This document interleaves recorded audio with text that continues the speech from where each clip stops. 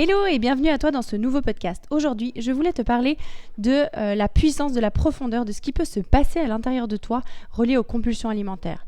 En effet, ces compulsions alimentaires et tout ce que ça engendre, le poids que ça nous fait prendre, c'est quelque chose qui prend énormément de place dans notre vie, dans notre journée. Ça impacte terriblement l'estime qu'on a de nous-mêmes. Et puis quand on vit des périodes difficiles et angoissantes, ça nous y enfonce encore plus. Alors, je pense que si tu vis ça, tu connais bien ces situations où vraiment c'est quelque chose, ça te prend la tête, c'est une boule au ventre permanente. À chaque repas, c'est des angoisses, c'est des pensées de nourriture tout le temps.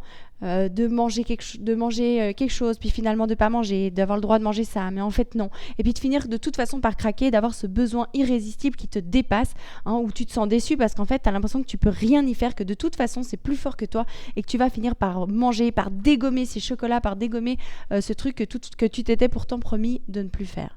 Au travers de ce podcast, j'ai vraiment envie de te montrer la profondeur de ce qui peut se passer à l'intérieur de toi et qui provoque ces compulsions alimentaires. Je vais te donner plusieurs exemples de personnes que j'ai accompagnées et notamment 2 séances que j'ai eues aujourd'hui, très puissantes et très profondes. Ce qu'il faut que tu saches, c'est que moi, pour créer Guéris ton appétit, avant tout, j'ai passé par des formations pour être thérapeute. Donc je me suis formée pour aller dans l'inconscient, dans le corps, pour travailler sur la psyché, pour travailler sur l'énergétique et libérer en fait les causes profondes qui peuvent nous affecter de manière générale. Sauf que vu que moi j'ai eu ce problème avec la nourriture, avec les compulsions alimentaires et le poids, j'ai réussi à me libérer en fait grâce à tout ça et à transposer mon accompagnement de cette façon-là. Et c'est pourquoi aujourd'hui, les accompagnements que je propose vont bien plus loin que juste stopper les envies de manger. En fait, par le biais des envies de manger et du rapport au corps, on peut arriver à des blessures ou des traumatismes extrêmement profonds qui parfois même peuvent être complètement occultés par l'inconscient. Je vais t'en parler un petit peu plus dans la suite de ce podcast. Juste aujourd'hui, j'ai eu 2 séances avec des personnes que j'accompagne et j'ai eu 2 exemples vraiment hyper flagrants dont je vais te parler ici pour que tu puisses comprendre en fait la portée profonde des compulsions et en fait à quel point des fois ça demande d'aller regarder profondément en soi pour que ça s'arrête. Une des personnes que j'accompagne, on est parti du rapport au corps. Donc en fait, on a été regarder ce qui se passait lorsque elle regarde son corps. À partir de là, tout un dialogue avec l'inconscient a commencé à s'ouvrir et puis on en est arrivé à la relation à l'homme, aux hommes et notamment au toucher. Le fait d'être touché, même dans son quotidien, c'est quelque chose qui influence aussi. Donc c'est au-delà des compulsions alimentaires, c'est aussi son rapport à l'homme, son rapport au fait d'être touché de manière générale qui lui pose un problème. Et en fait, quand on a été dans cet inconscient, en fait à la base on est parti simplement du rapport au corps, qui est souvent l'un des facteurs aussi provocateurs des compulsions alimentaires, mais quand on est parti de ça, on en est arrivé justement dans l'inconscient à se toucher. Il y avait clairement des mains même, dans le dialogue de l'inconscient, des mains d'hommes et notamment des mémoires qui sont là et qui ont libéré beaucoup d'émotions chez la personne, qui ont provoqué énormément d'émotions, qui se sont ensuite libérées. C'est vraiment puissant parce qu'au fur et à mesure qu'on va interroger cet inconscient, il va nous donner des infos. Il y a des émotions qui vont se libérer. Il y a des douleurs dans le corps qui se réveillent tout d'un coup à un endroit et à un autre. Et là, littéralement, dans l'image, juste à la fin de notre séance, la personne a ressenti une douleur à un endroit de son corps.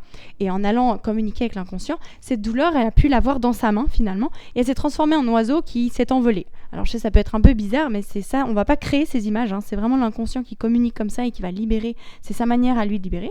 Et chez chaque personne, ces images se manifestent de manière différente. Et là, en l'occurrence, il y a vraiment eu, on est parti juste du rapport au corps, c'était ça que je voulais que tu comprennes ici aujourd'hui, on est parti du rapport au corps et ça nous a amené à une blessure profonde du fait d'être touché et du rapport à l'homme.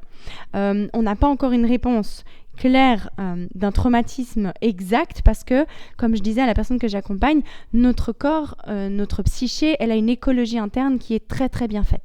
On va jamais avoir un souvenir ou un traumatisme qui nous remonte à la mémoire si on n'est pas prête à le traiter. En revanche, bien entendu, ça commence à soulever certaines questions et la personne qui se posait des questions et qui me dit tiens, quand je pense à ça, quand même, ça soulève des émotions. Mais on va pas en conclure, on va pas faire des conclusions, on va simplement continuer d'interroger l'inconscient, de continuer d'aller l'écouter jusqu'à ce qu'il nous délivre le message quand on sera prête à le recevoir. Déjà aujourd'hui, avec ce qu'on a fait, il y a énormément d'émotions qui sont sorties, des émotions très profondes, très fortes et qui se sont libérées. Et en fait, c'est pour ça que moi, je préconise un accompagnement sur 3 mois. C'est parce qu'il faut laisser le temps à cet inconscient de pouvoir libérer. En fait, aujourd'hui, il y a des grosses émotions pour cette personne-là qui sont sorties. Et en fait, gentiment, ça va permettre tout ça, ça va nettoyer, ça va faire son chemin, parce que ça lui a clairement donné des indications de ce qu'elle avait besoin de faire ensuite. Parce que vraiment, l'inconscient nous donne des réponses, c'est impressionnant. Et du coup, quand ce chemin-là sera fait, on pourra aller encore plus loin et encore plus loin jusqu'à ce qu'on arrive au point, en fait, du traumatisme originel qui a provoqué tout ça.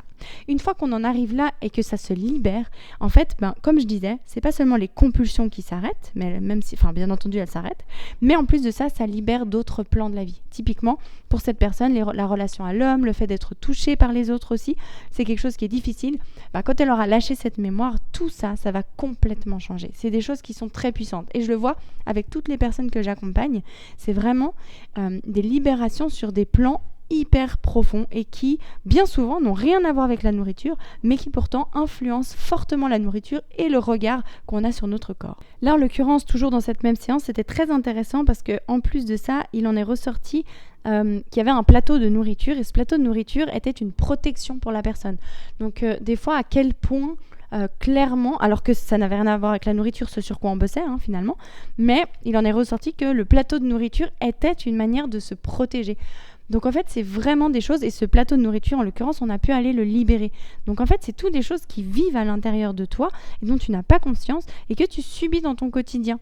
Au-delà du fait de la nourriture, bien sûr, ça influence ton rapport à l'alimentation, mais en fait, c'est ce besoin irrépressible de manger qui te fait tellement de mal, qui est tellement difficile à vivre, qui va te pousser à chercher en toi pour te libérer, mais te libérer finalement de choses bien plus profondes et bien plus douloureuses. Et ce symptôme, parce que ces compulsions alimentaires finalement ne sont qu'un symptôme. Et quand tu arrives à ce truc profond, ces symptômes s'arrêtent. C'est comme si tu as le dos bloqué, de prendre des anti-inflammatoires, c'est bien, mais si tu vas chez un chiro ou un ostéopathe, il va te débloquer le dos. Et là, ça va régler le problème. Là, c'est pareil. Quand tu veux arrêter d'avoir des compulsions alimentaires, tu essaies de contrôler ton alimentation, c'est comme si tu essayais justement de prendre des anti-inflammatoires alors que tu as une vertèbre qui est de travers. Il faut remettre ta vertèbre en place pour que les maux s'arrêtent simplement. Les compulsions alimentaires, c'est la même chose. C'est un symptôme. Tu as mal au dos parce que tu as une vertèbre de côté. Et là, tu as des compulsions parce que tu as des choses qui sont logées à l'intérieur de toi ou parce que tu as des mauvaises programmations. C'est pas forcément des gros traumatismes d'enfance. C'est pas parce que tu as des compulsions que forcément tu as été maltraité enfant ou que tu as subi des abus ou quoi que ce soit. Il faut pas en faire une généralité. Heureusement, c'est pas ça tout le temps. En revanche, il y a des choses, même si tu n'as pas vécu des choses, des attouchements ou des choses qu'on pourrait qualifier de aussi graves, il y a souvent des mémoires de rejet, d'abandon, des choses qui, pas forcément graves, mais des choses qui malgré tout font partie des blessures d'enfance et qui aujourd'hui encore t'influencent et te font du mal sans même que tu t'en rendes compte. Et grâce aux compulsions alimentaires qui sont un symptôme justement, grâce à ce symptôme, tu peux arriver au centre de cette blessure, à découvrir qu'est-ce qui t'a fait si mal et à libérer cette blessure pour que tu ne la joues plus aujourd'hui. J'ai déjà eu plusieurs personnes aussi que j'ai accompagnées qui ont subi des violences étant enfants.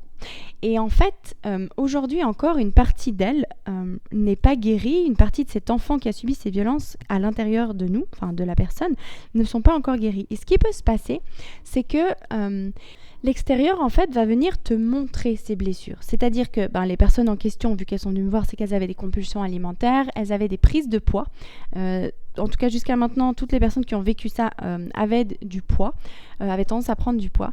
Et du coup, ce qu'on a pu remarquer, c'est que cet enfant qui ne se sent pas en sécurité à l'intérieur parce que la blessure d'abus, de maltraitance est encore là, n'a pas été encore libérée ou digérée. Et du coup, finalement, la graisse autour de notre corps, qu'est-ce que c'est ? C'est une forme de protection, une forme d'armure. Alors, c'est pas, encore une fois, c'est pas des cas absolus, parce qu'il y a des personnes qui ont été maltraitées, au contraire, elles vont être toutes rachitiques pour pas être trop vues. Donc, c'est pas des faits exacts. Par contre, en l'occurrence, des personnes que j'ai accompagnées, j'en ai plusieurs, j'en ai 4 exactement, qui ont vécu ces violences en étant enfants et qui, après ça, ont mis justement du poids. Et ce poids, c'est vraiment clairement ce besoin de se protéger. Mais finalement, quand on devient adulte, on n'a plus besoin de se protéger de l'extérieur, entre guillemets, parce qu'il n'y a plus ces agressions de l'extérieur. En revanche, cet enfant en nous, lui, il n'est toujours pas guéri. Et des fois, sans s'en rendre compte, on s'inflige encore ces sortes de violences ou dans notre quotidien, il y a des choses qu'on va vivre qui sont encore violentes pour nous ou où ces personnes ont l'impression de devoir tout le temps être dans le combat. Mais elles sont dans ce combat parce que cette partie d'elle n'est pas guérie. Et en fait, tant qu'elle n'est pas guérie, elle va provoquer des compulsions alimentaires et elle va continuer de lui faire prendre du poids pour la protéger. Parce qu'elle ne se sent toujours pas en sécurité. Malgré le fait que dans la vie réelle, entre guillemets, dans sa vie actuelle, elle n'est plus en danger.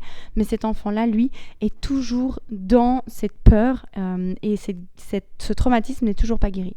Voilà en fait pour que tu comprennes à quel point tu peux avoir des choses qui dorment en toi, que tu penses même pas, mais qui ont été rangées à la cave, sauf que cette cave, notre inconscient, lui, se rappelle de tout, ton corps aussi se rappelle de tout, et quand tu as ces compulsions alimentaires, rappelle-toi que c'est un symptôme. Arrête de te battre contre, c'est un symptôme et il faut absolument que tu ailles guérir la cause de ce symptôme. Une fois que c'est fait, il y a beaucoup de choses qui changent dans ta vie. En tout cas, dans ma manière de procéder, comme je te disais, moi avant tout, j'ai travaillé pour être thérapeute. J'ai vraiment appris à accompagner les personnes sur un plan très profond.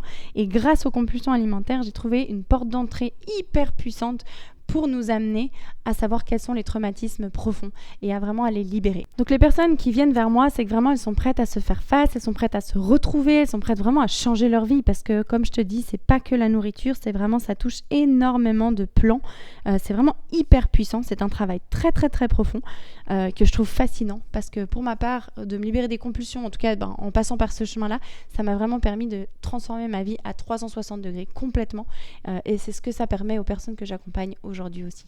Parce que maintenant, les personnes que j'ai accompagnées pour les compulsions, elles reviennent vers moi pour des séances, même quand elles ont des difficultés dans leur vie relationnelle, dans leur vie professionnelle, dans quoi qu'elles vivent en fait, elles viennent vers moi parce que cette méthode elle est tellement profonde que on peut régler beaucoup, voire toutes les situations en passant par l'intérieur. Parce que c'est à partir de là que tout part en fait. Vraiment, on se rend pas compte de la puissance qu'on a, de toutes les vibrations qu'on émet à partir de qui on est. L'extérieur c'est plutôt un miroir de ce qui se passe à l'intérieur de nous.